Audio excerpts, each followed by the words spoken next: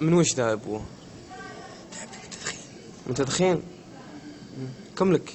42 سنة ندخن. 42 سنة. 4 باكيتات. في اليوم 4 باكيتات هذا. 4 باكيتات. لين صرت بنفس الحالة هذه. صوتك الحين كذا.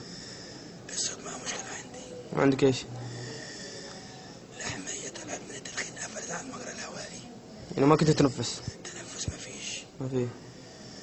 يوم السبت الماضي كنت بين الحياة والموت. بين الحياة والموت؟ تمنيت الموت ما حصلته. تمنيت الموت؟ ما حصلته. كنت لو ميت أحسن. يوم السبت بالذات تمنيت الموت ما حصلته. كنت عايش. قطعت ثيابي. رميت الأشياء اللي في جيبي واتكسرت. ايوه. فاقد الوعي. الناس اللي واقفة يمي خافت مني وشردت. ايوه. لأن خافوا على نفسهم مني كنت في حالة هيجان. آخر شيء رميت راسي على السرير. ايوه. على أساس إني خلاص بتموت أحسن من إن سمكتك من الدخان.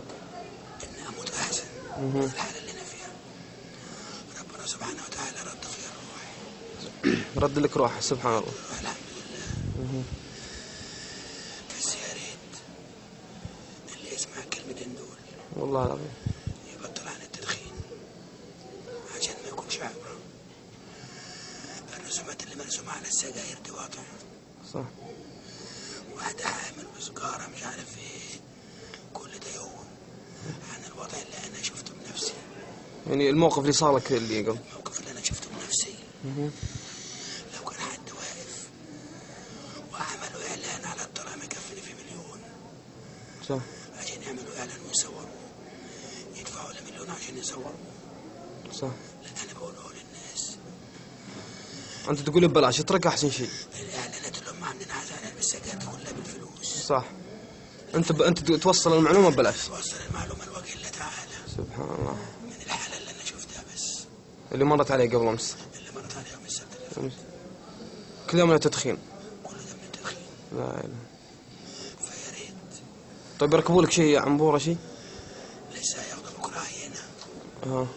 من الأهمية اللي أنا شفتها عملوا لي منظر مرتين. المنظر أنا شايفه بعيوني أمس وهو نازل من خشمي. صح.